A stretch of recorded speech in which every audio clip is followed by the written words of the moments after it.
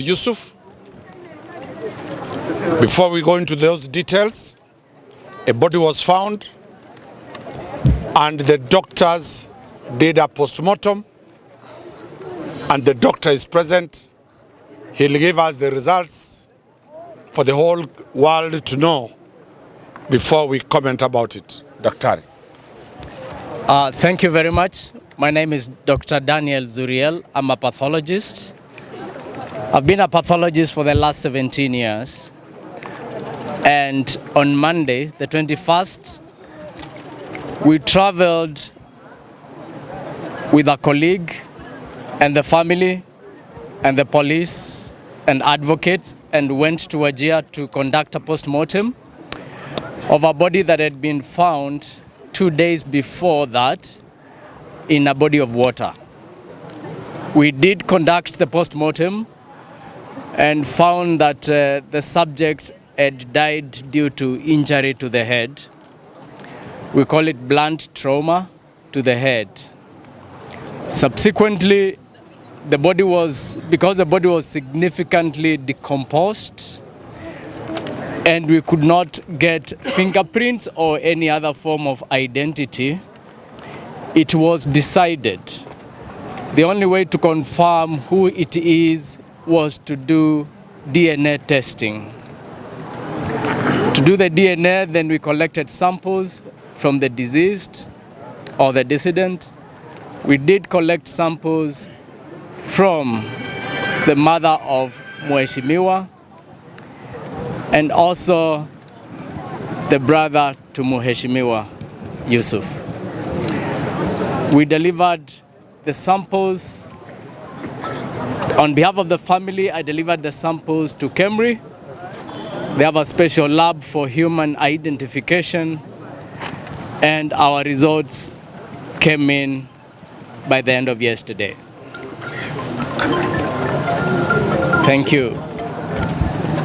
The results indicate that this is not Mheshimiwa Yusuf, because when we compare the genetic makeup of the deceased, did not match with the mother of Yusuf and did not match with the brother. And for control, we checked the DNA match between the living brother of Yusuf or the present brother of Yusuf who is with us and the mother, and it was 99.9%. The conclusion is that the body we had conducted the autopsy was not the body of Mheshimiwa Yusuf. Thank you. Thank you very much. That is the report of the doctor.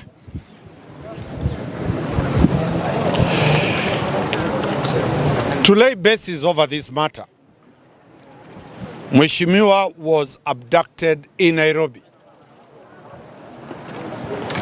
There could be no way he could have been taken to a jail. We pressed in court that an habeas order be issued for the government to produce Mheshimiwa.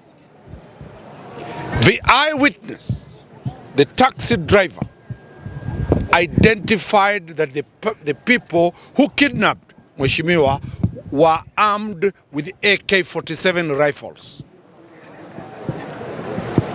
The CCTV footages that the family has been looking for, the state has refused to provide those CCTV footages. The police are simply saying they don't have Mheshimiwa. We have demanded for the data of the telephone handsets. The state has refused to offer. When we became so hard in court, they made an application for this court to terminate this matter. We objected vehemently, and the judge agreed with us and said we were to proceed yesterday. On Sunday, the state announced that a body has been found in Wajir. The state hired a chopper took the chief government pathologist. The family hired their own pathologist. DNA tests were done. We appeared yesterday in court and told the court to adjourn. We wait for the results today. Today, the family pathologist has brought results from Kemri, a government facility. The government has not produced the results. We are putting the government on notice that if they did not bring the results simply because they want to cook the results, we have already the results from Kemri that are conclusive that Mheshimiwa is not the body that was there. I have very firm instructions from the family that that body was a decoy that was taken there so that it will be that Mheshimiwa is dead and he has been buried. Therefore, the matter becomes an investigation called an inquiry, an inquest. We are not going to take anything small or less than the government to produce, alive or dead. Mheshimiwa, you can see millions of people who have come to Milimani law courts in solidarity with Mheshimiwa. We thank very much the two members of parliament who are present. They will also address their people for making sure that peace is prevailing, even at this time when the whereabouts of Mheshimiwa is not clear. Lastly, we urge the Inspector of General Police to produce Mheshimiwa Yusuf alive or dead. Wakili aliyekwenda pale atazungumza kwa Kiswahili. Asante. Kwa majina naitwa Sam Nyaberi. Mimi ni mmoja wa mawakili ambao walienda mpaka pale Wajir na kushuhudia ile operation, postmortem operation ambayo ilifanywa katika ule mwili uliopatikana katika ile bawa ama dam ambalo liko pale Wajir. Ni kwamba tulikuja mahakamani na ikumbuke kwamba Mheshimiwa aliweza kutekwa nyara tarehe 13 mwezi wa Septemba. Sasa imepita kama mwezi na Mheshimiwa hajapatikana. Sasa pale mahakamani ile tumefanya ni kwamba ni maombi ya kusema kwamba taasisi za serikali zimlete Mheshimiwa akiwa hai ama amekuwa kama amefariki. Na idara ya serikali AG na DPP waliweza kuleta maombi kwamba ile kesi ambayo tuliwasilisha pale mahakamani iweze kusitishwa sababu hawakuwa na chochote cha kusema, lakini koti ikasema kwamba la hasha, lazima kesi iendelee mpaka tamati. Baadaye ndipo Jumapili mwili uliweza kutupwa pale Wajir, ikizingatiwa kwamba kutoka kwamba pande ya serikali kwamba ule ndio ulikuwa mwili wa Yusuf. Lakini chembe zimechukuliwa za huo mwili na pia swabbing ilifanyika katika wale mama wa Yusuf na ndugu wa Yusuf, ambapo imedhihirika kwamba sie ule mwili uko pale sio wa Yusuf. So pale mahakamani tumeenda tukasema kwamba sisi tunataka kuendelea na kesi ndipo tuweze kupata ukweli kwamba Mheshimiwa Yusuf yu wapi, kwamba ule mwili ulikuwa pale ulikuwa tu umewekwa ili kutufumba macho kwamba ndio mwili wa Yusuf, lakini Yusuf penye popote pale ako ni kwamba tunamtaka, na ndipo maana tumeenda mahakamani kusema kwamba Yusuf lazima aletwe mahakamani akiwa hai ama akiwa amefariki, ndipo tuweze kupata ile protection ya sheria. Kumbuka hivi karibuni tumekuwa na utekaji nyara kwa kiasi kikubwa sana. Watu wanatekwa nyara, baadaye unasikia kwamba hawakupatikana ama miili yao imerushwa pahali ambapo hatuelewi. So ni kwamba tunataka hii kesi iwe ndio ya kulete haki katika na kumaliza ile uhasama ambao imekuja kwamba utekaji nyara uweze kuisha. Ndipo tutakuwa tunawakilisha hiyo maneno kotini kesho mida ya saa 8, na kumbuka upande wa serikali na mashtaka ulikuwa unasema kwamba wapewe muda zaidi ili waende kuchunguza. Lakini huu uchunguzi umeenda kwa muda sana, na tunasema kama mawakili na kama familia kwamba ukweli idhihirishwe kwamba Yusuf ako pahali na aletwe mahakamani ikiwa ameletwa kutoka pale amefichwa. Hiyo ndio tutakuwa tunaendelea nayo pale mahakamani, ndipo tuweze kumaliza. Ili nimalize, hebu niwaite wale ambao ni viongozi kutoka maeneo ya Northeastern, ndipo Mheshimiwa Adan Kinan aweze kusema yale ambayo yanamhusu na yanahusu jamii na hiki kisa ambacho Yusuf ameweza kupotea. Asante, karibu Mheshimiwa.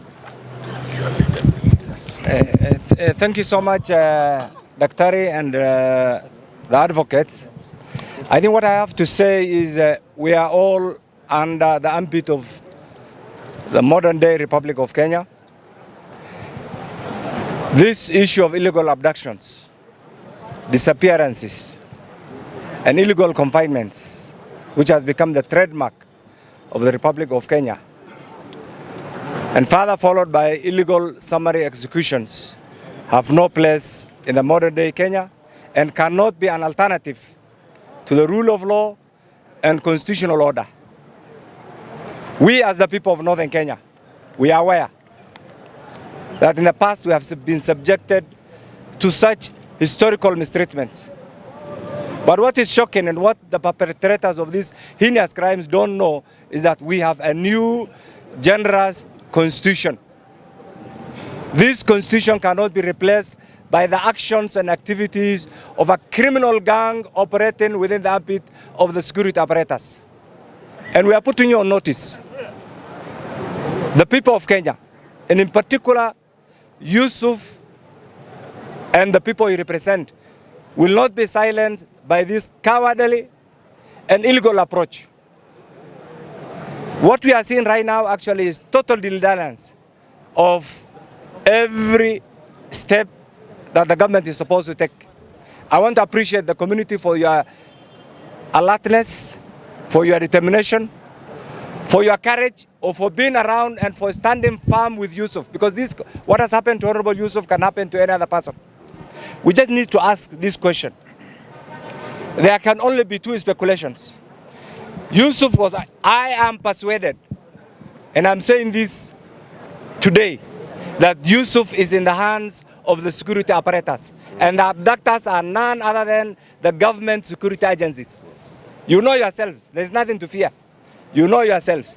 If that was not the case, from the day of the abduction on 13th September to date, this government has one of the best investigative machineries in the world.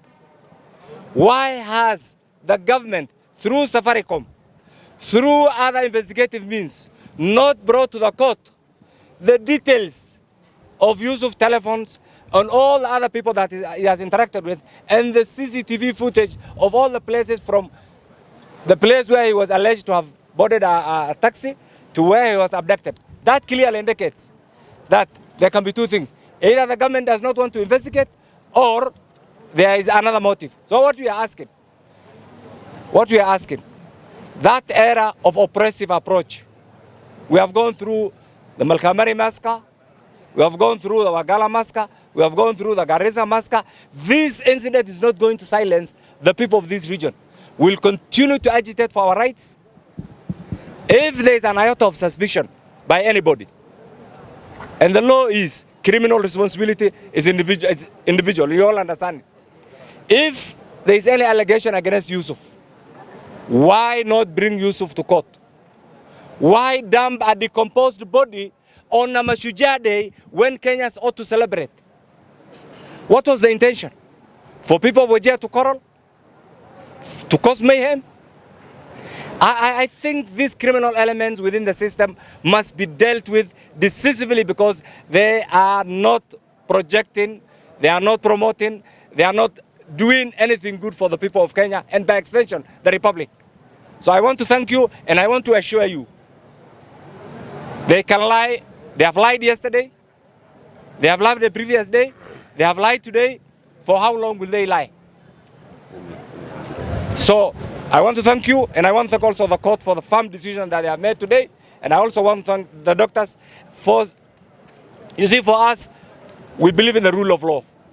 This doctor who is a professional has made a firm conclusion. And we'll go by that, by the DNA results. So anything else that was meant to mislead us, please don't be misled. They have Yusuf in their hands, let them bring back either as dead or as alive to the community. Any other shenanigan approach, we will not accept. So I want to invite my sister here, the Honorable Umi Harun, to add her voice. I think it's a sad day that we are here because we've come a long way as a country to address matters extrajudicial killings, and especially from the region that we have come from.